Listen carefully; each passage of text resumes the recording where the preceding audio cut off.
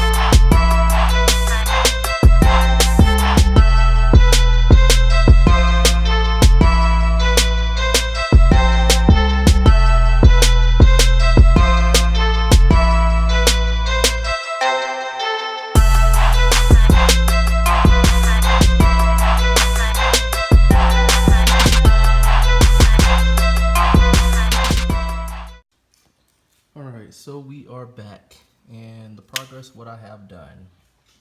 All right, so start off, what I did was with the coil pack connectors, I traced back each individual wire, coil packs 1 through 6, and you can see I cut off the signal wires, all those wires hanging right there. Those are the signal wires, and these are the wires that's going to the ECU now. Because remember, we did that, so these are going straight to the ECU now. They are pinned with this connector. You can see in there it's labeled 1, 2, 3, 4, 5, and 6, and it's going to the corresponding pinouts on the ECU. And on the female side, right here, or this side is going to be going to the coil packs. You can see, where is it, the other side? Which side is it? Oh, right here. Alright, so it's labeled, let's focus, 1, 2, 3, 4, 5, and 6, and 7 and 8 are going to be the ground and the power. So this is basically just a little quick disconnect. You can see my pins in there are all pinned out and going to the right pinouts. And just to double check, what I'm going to do is I'm going to shoot these wires all the way back to the ECU inside the cabin and make sure I did it right. And I got my heat shrink on here, which when I run the power and the ground wire through this harness, that's when I'll, finish this up, heat shrink it, make it look good. And then I'll be able to make a sub harness coming from this end out all the way to the 3 pins that's going to be used on the coil packs for the LS1. As right now, the brackets, what I need to do is trim these out. You can see, oh, that was a perfect grab. So I need to trim that red part out, and that's already notched out from the factory. So the LS1 coil packs will fit in there perfect. And once I put those in there, I can actually mock up how long I need to make these wires to go to this connector right here. But so far it's looking good. And I got the quick disconnect that's gonna be going on the coil packs right there. So I'm gonna Dremel those out, those brackets, so I can fit the LS1 connectors. But it's just a little update, and we'll be right back. All right, so I got bad news. The LS1 coils do not, I repeat, do not fit inside of the 1JZ head. You would have to literally, I'll show you. Okay, so you would literally have to shave out these raised parts. I can't. The raised parts right along those edges right there, because LS1 coils don't fit down in here and sit directly on top of the spark plugs. So what I did was came up with this template and try to make something work. It's basically, you can see it's the same cutout as the spark plug cover. I did it backwards. So what it would do, it will line up perfect like that, sit on top of the valve cover head, and I would need to drill these holes out right here, all those holes that are shaved in, and fortunately I'm not gonna need those, so don't bother getting those. The thing that I would do is get spark plug wires for the LS1, and you will have to cut those down to size. Later on, I'll end up getting those spark plug wires so I can show you guys how that's done. And also, I wouldn't even bother cutting those, because let's see, if you take the coil pack out of the bracket, which I'll end up showing you guys. So if you take the coil pack out of the bracket, it'll sit in there like this, and then this bracket will actually get mounted onto that template by using the 2 bolt holes on the side right there. And then the holes that are drilled in on that plate right there, the coil packs would sit down in it. Let's see. So the coil packs would sit down essentially inside of those holes like that, and these holes right here would get mounted right there. So we'll have somewhat of a look like that, and then you'll have spark plug wires that are extended a little bit more than those to make it fit. So I mean, yeah, I guess test and trial, it is what it is. Money wasted, but can't complain. It's not an OEM fit. So I'm gonna end up having to go to Ace Hardware, probably get some aluminum, cut it out, drill the holes and everything, and make those fit onto there. And actually look kind of cool, I guess, with the actual coil pack sitting on top of the head right there. But it just kind of sucks that I wasted a little bit of money, which they were only like, I can't even remember. It was like less than 20 bucks for those boots. But yeah, I'm gonna have to make a aluminum cutout right here, and the coil packs to sit on top, opposed to sitting on the inside of the head. But as far as the wiring, that'll come another day whenever I can mock up the coil packs and have them sitting and mounted actually, so I can actually have my wires ran to actually get them where I need to go. So we'll be back. I might work on it today, might take a break, but you'll see in the next clip.